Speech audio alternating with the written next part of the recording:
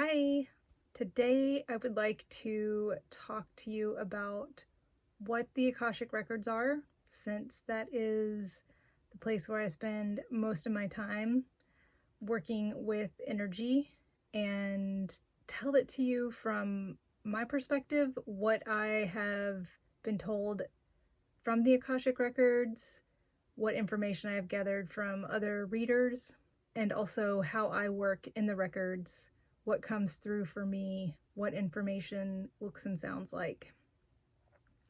So, as I understand it, the Akashic Records is an energetic space that holds the energy signature of anything that has any kind of energetic resonance.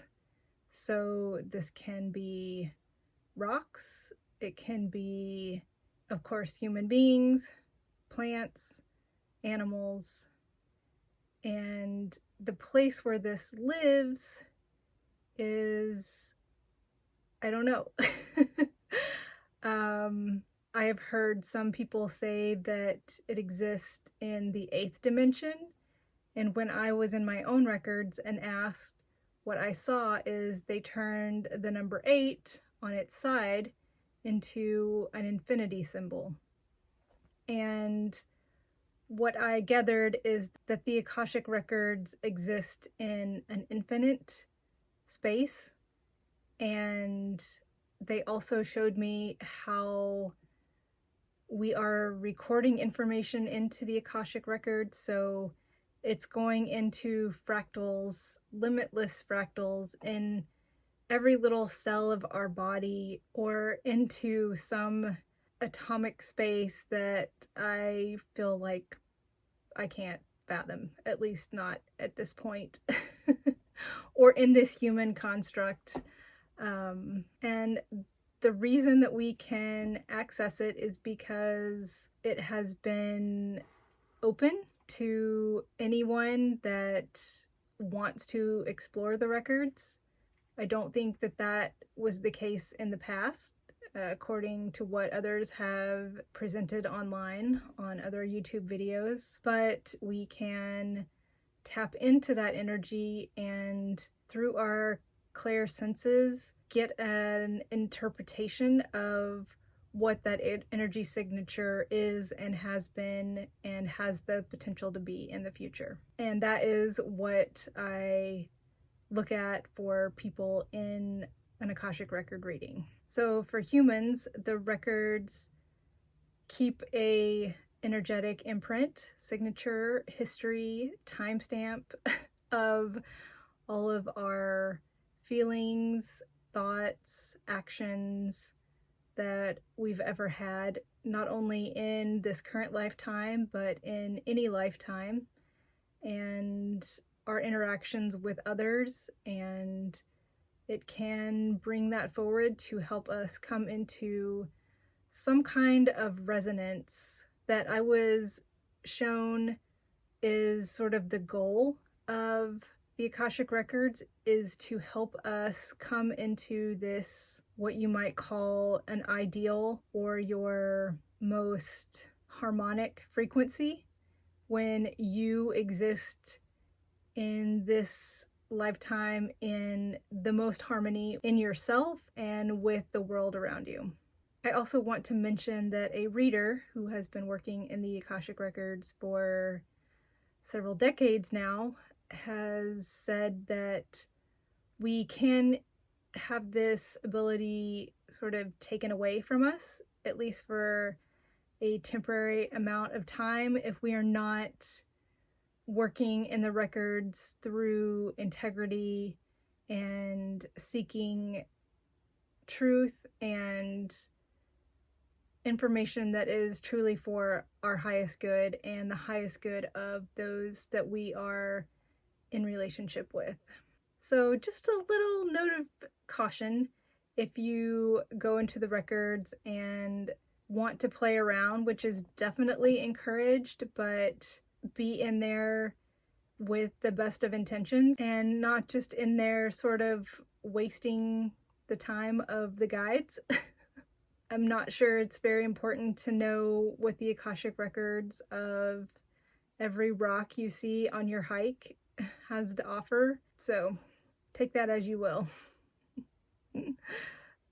So the way that I work in the Akashic Records is using the key that is available through Laura Coe's website, littlesoul.school. It's free and available for anyone to download, and I encourage you to do that if that's something that you are interested in. So I use the key most of the time. I will say that as I have practiced this, doing hundreds of readings, that I can step into the energy with my intention, although I do still like to read the key because I feel that it truly focuses my mind as much as it does my energy. Once I'm in someone's records, I will often feel a little bit lightheaded, not to the point of being dizzy, but it feels like there is some kind of energetic flow going up and down through my head. And when I ask a question through the Akashic Records, I usually get an image first. I tend to get a lot of images, and I still spend time describing these, even though some people have said that they don't describe as much once they're used to being in the records, and the guides have sort of set up a communication system that they recognize. But number one, I really like the images, and two, I think it is important for me not to interpret everything I see, because I feel sometimes small little details such as the color palette of something I'm seeing or how I'm seeing it. So sometimes it might be more like a painting, sometimes it might be more like a comic book or a cartoon version. And I think this is valuable information sometimes for the person that I'm reading for, not necessarily for me. So I do try to mention it and let them take the information that feels significant for them. I can also get feelings, sensations in my body, whether this feels like a pressure in my chest sometimes, or a pulsing, or a twitching, or just feeling like energy or air is moving in some part of my body.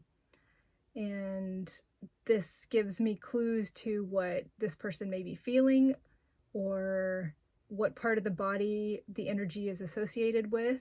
Sometimes I will get messages that just come through like a sentence or a word, and I will say that to the client so they know the exact phrase that's coming through. That can feel more like what people call channeling, and it's like I'm not even thinking, I'm just opening my mouth and the words are coming out and I'm just letting it flow.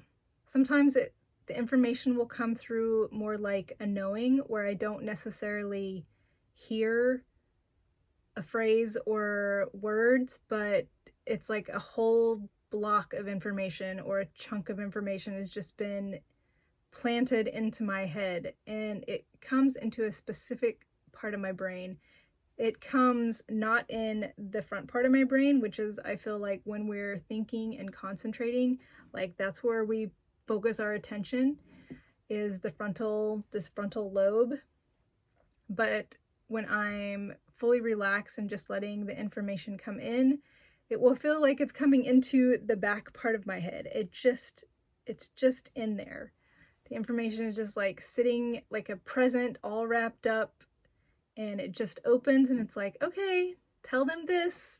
This is like, we're wrapping it all up. And that often happens when I've been describing something that I'm seeing, and a meaning, like the full meaning of the imagery that I've been getting, kind of gets tied together. And so it'll just come into my brain like this package, like, oh, okay, that's the path that we've been walking down, and this is where we wanted to land. I will say also that I don't know who I talk to in the records. I am going from what others have said about who the guides are, and they have called them lords, masters, ancestors, guides. And when I'm in a reading, I don't reach out and say, okay, what guide is this that I'm working through right now? I just let the information come through. And when I've asked about the different guides, what I've seen is that there are a limitless number of guides that are working in the records, and they all have their different roles, and depending on what question you're asking, what part of their life you're referring to, or past life, different guides kind of have their own section or the part of their records that they like to work in. And so to me, it doesn't feel important to know which guides I'm working with.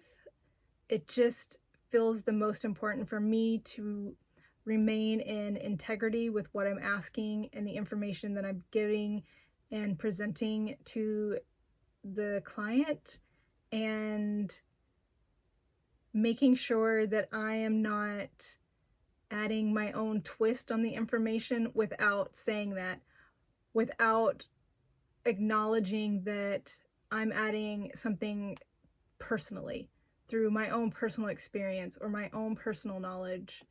And that's considered keeping your ego, keeping your own experiences and beliefs and life as you've seen it through your own different colored glasses, so that you aren't interpreting it through your personal lens, but keeping the information as clear and unfiltered unfiltered through me as possible.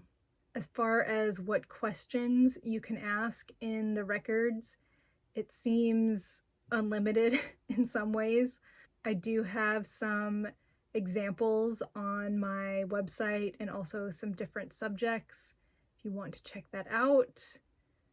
I mean, most people want to know about decision making and relationships, how to help others, how to help themselves, how to get themselves from feeling stuck, how to feel more successful, and in general, just how to have a more fulfilling and enjoyable life experience.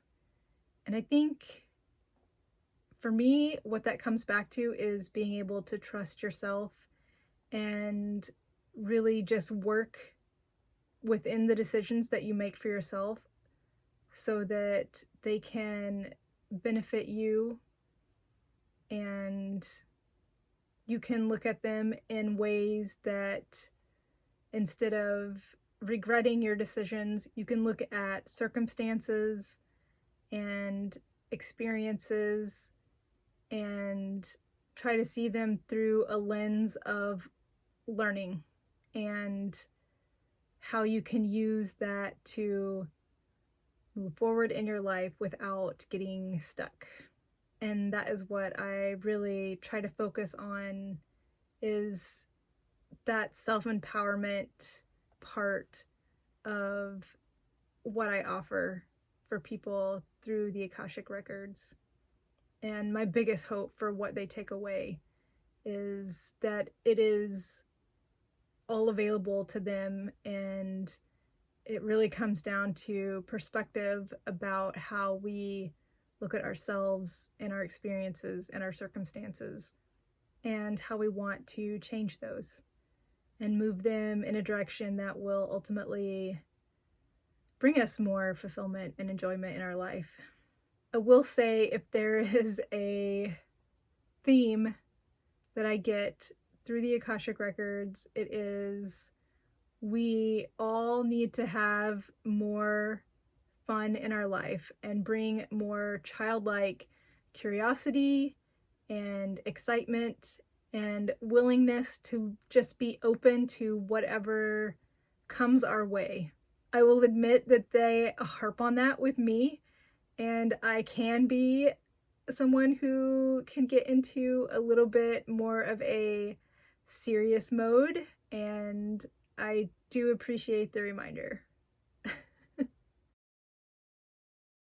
So if you would like to work with me one-on-one for an Akashic record reading, you can find the link in the video description box, and I would be honored to work with you. Thanks for being here. I truly appreciate you wanting to go on this journey with me.